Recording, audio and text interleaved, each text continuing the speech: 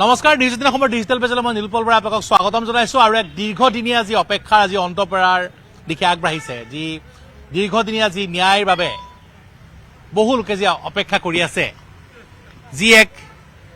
2018 চনৰ 8 জুনৰ নিশা যি এক ভয়ংকৰ ঘটনা যি সংঘটিত হৈছিল যি ঘটনাই মানৱতাক লজ্জিত কৰিছিল যি ঘটনাই অসমৰ বহু লোকক সন্ত্ৰাসিত কৰিছিল আতংকিত কৰিছিল বহু মাতৃৰ বুকুত ক্ষোভৰ জুই জ্বলাইছিল সেই ঘটনাৰ আজি সম্পূৰ্ণ যি বিচাৰ প্ৰক্ৰিয়া সম্পূৰ্ণ হৈ পেলাই আজি চূড়ান্ত ৰায়দান দিয়াৰ সম্ভাৱনা আছে মই দেখুৱাইছো বৰ্তমান এয়া আজি নগাঁৱৰ যি জিলা ন্যায়পালিকাৰ সন্মুখত আমি উপস্থিত আছো বৰ্তমান আৰু নীলোৎপল অভিজিতৰ যি হত্যাকাণ্ডৰ যি গোচৰৰ যি চলি আছে সেই বিচাৰ প্ৰক্ৰিয়াৰ আজি চূড়ান্ত ৰায়দান দিয়াৰ সম্ভাৱনা আছে আৰু আজি চূড়ান্ত ৰায়দান দিয়াৰ বাবে সকলোৱে অপেক্ষা কৰিছে মই পুনৰ কৈছো যে নিউজ 18 অসম নৰ্থ ইষ্টে আমি এই বাতৰি আমি প্ৰথম পোহৰলৈ আনিছিলো 2018 চনৰ 9 জুনৰ পুৱা আমি কাৰ্বি আংলঙৰ ডকমকাত উপস্থিত হৈছিলো দুজনকৈ অসমীয়া সুঠাম যুৱকৰ যি নিথৰ দেহ যি ক্ষত বিক্ষত নিথৰ দেহ আমি দেখুৱাইছিলো সেই সময়ত আৰু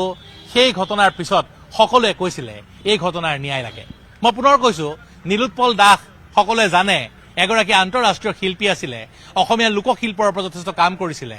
অভিজিত নাথ এগৰাকী যুৱ উদ্যমী ব্যৱসায়ী আছিলে নতুনকৈ তেওঁ অসমক লৈ অসমৰ থলুৱা যি ব্যৱসায়ক লৈ পেলাই তেওঁ আগবাঢ়ি যোৱাৰ সপোন দেখিছিলে আৰু তেওঁলোক গৈছিলে কাৰ্বি আংলঙৰ কান্থে লাংচুলৈ য'ত প্ৰাকৃতিক সৌন্দৰ্যৰ লগতে অসমৰ যি সম্পদৰ তেওঁলোকে সেই সময়ত কি সম্ভাৱনা আছে সেইসমূহ নিৰীক্ষণ কৰিবলৈ গৈছিলে কিন্তু তেওঁলোকক অপবাদ দিয়া হ'ল যে তেওঁলোক সোপা ধৰা একাংশ লোকৰ অন্ধবিশ্বাসৰ বলি হৈ নিদাৰুণভাৱে তেওঁলোকক মৰিয়াই হত্যা কৰা হ'ল আৰু তাৰ পিছত 40 জনকৈ অভিযুক্তক বৰ্তমান নগাঁৱৰ যি কেন্দ্ৰীয় কাৰাগাৰত ৰখা হৈছে তেওঁলোকৰ বিচাৰ প্ৰক্ৰিয়া চলি থকা হৈছে আৰু এই বিচাৰ প্ৰক্ৰিয়াৰ মাজত যথেষ্ট যি কিছুমান অনাকাংক্ষিত ঘটনা সংঘটিত হৈছে আনকি গুচৰীয়া যি অপৰাধী পক্ষৰ যি এগৰাকী জুনিয়ৰ এডভোকেটৰ ওপৰত বিগত সময়ছোৱাত বহু অভিযোগ উত্থাপন হৈছিলে যে তথ্য প্ৰমাণ সাক্ষ্য প্ৰমাণ নষ্ট কৰাৰ বিভিন্ন ধৰণৰ অভিযোগ উত্থাপন হৈছিলে এনেকুৱা ধৰণৰ কথা বতৰাসমূহে চিন্তাৰ সৃষ্টি কৰিছে কিন্তু এটা সময় আছিলে যেতিয়া নীলোৎপল অভিজিতৰ যি হত্যাকাণ্ড সংঘটিত হৈছিলে য'ত যেতিয়া সেই নীলোৎপল অভিজিতৰ হত্যাকাণ্ড বা তেওঁলোকক যি বৰ্বৰভাৱে হত্যা কৰা হৈছিলে সেই ভিডিঅ' যেতিয়া সামাজিক মাধ্যমত ভাইৰেল হৈছিলে সেই সময়ত সকলোৱে আহ্বান জনাইছিল যে এইকেইটা অপৰাধীক যাতে কোনো সুৰক্ষা নিদিয়ে এই ঘটনাৰ যাতে এটা উচিত তদন্ত উচিত এটা শাস্তি দিয়া বিহা হয় যাতে ভৱিষ্যতে কোনেও এনেকুৱা কোনো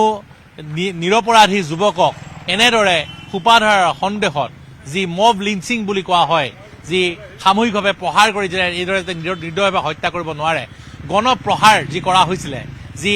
দুগৰাকী যি প্ৰতিভাৱান যুৱকক অসমীয়া প্ৰতিভাৱান যুৱকক যিদৰে মৰিয়াই হত্যা কৰা হৈছিলে যি দুগৰাকী মাতৃৰ যি বুকু খুদা কৰা হৈছিলে কেইবাটাও দুটাকৈ পৰিয়াল ধ্বংস হৈ গ'ল আৰু সেই ঘটনাৰ উচিত শাস্তি সকলোৱে বিচাৰিছিল যে নীলোৎপল অভিজিতৰ বিচাৰ প্ৰক্ৰিয়াৰ শাস্তি এনেকুৱা চৰম হওক যাতে ভৱিষ্যতে কোনেও এইদৰে মানুহক নিৰ্দয়ভাৱে বৰ্বৰভাৱে হত্যা কৰিব নোৱাৰে কিন্তু বৰ্তমান এটা কথা ক'ব লাগিব যে যথেষ্ট দীঘলীয়া এক বিচাৰ প্ৰক্ৰিয়া সেই সময়তে ফাষ্ট ট্ৰেক কোৰ্টত গোচৰ যি বিচাৰ প্ৰক্ৰিয়া চলাৰ কথা আছিলে আমি সকলো বিচাৰ প্ৰক্ৰিয়াৰ কথা আমি সেই সময়ত আমি বাতৰি সম্প্ৰচাৰ কৰিছিলোঁ তেতিয়াৰ পৰা কৰি আহিছোঁ প্ৰথম অৱস্থা দেখিবলৈ পোৱা গৈছিলে সমগ্ৰ বিশ্বতে নীলোৎপল অভিজিতৰ যি হত্যাকাণ্ডৰ বিৰুদ্ধে সকলোৱে ক্ষোভ ব্যক্ত কৰিছিলে সকলোৱে ন্যায় বিচাৰিছিলে জাষ্টিছ বিচাৰিছিলে আৰু আজি প্ৰায় 8টা বছৰ হৈ গ'ল এক দীঘলীয়া প্ৰক্ৰিয়া আৰু এতিয়া নীলোৎপল অভিজিতৰ পিতৃ মাতৃয়ে আজি দিনটোলৈ আশাৰে বাট চাই আছে যে আজি এক চৰম শাস্তি হ'ব আজি এক এনেকুৱা ধৰণৰ দৃষ্টান্তমূলক শাস্তি হ'ব যি শাস্তিৰ পিছত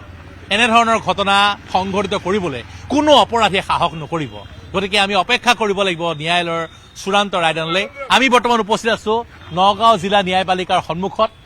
মহামান্য আদালতে আজি এই গোচৰটোৰ চূড়ান্ত ৰায়দান কৰিব সকলোৱে অপেক্ষা কৰি আছে যে এক চৰম শাস্তি বিহা হ'ব এক দৃষ্টান্তমূলক শাস্তি বিহা হ'ব আৰু আমি আজি বিয়লিলৈ অপেক্ষা কৰিব লাগিব কিছু সময়ৰ পিছত নীলোৎপল অভিজিতৰ পৰিয়ালবৰ্গ আহি উপস্থিত হ'বহি তেওঁলোকে প্ৰতিটো গোচৰৰ যে যেতিয়া তেওঁলোকৰ শুনানি তাৰিখ পৰে প্ৰতিটো তাৰিখতে তেওঁলোক আহে আশাৰে তেওঁলোকে আইনৰ ওপৰত আশাৰে বাট চাই ৰয় যদিও বা দীঘলীয়া হৈছে প্ৰক্ৰিয়া কিন্তু তেওঁলোকে আশা কৰে তেওঁলোকে বিশ্বাস কৰে যে ভাৰতীয় আদালতে ভাৰতীয় ন্যায়পালিকাই আইন ব্যৱস্থাই তেওঁলোকক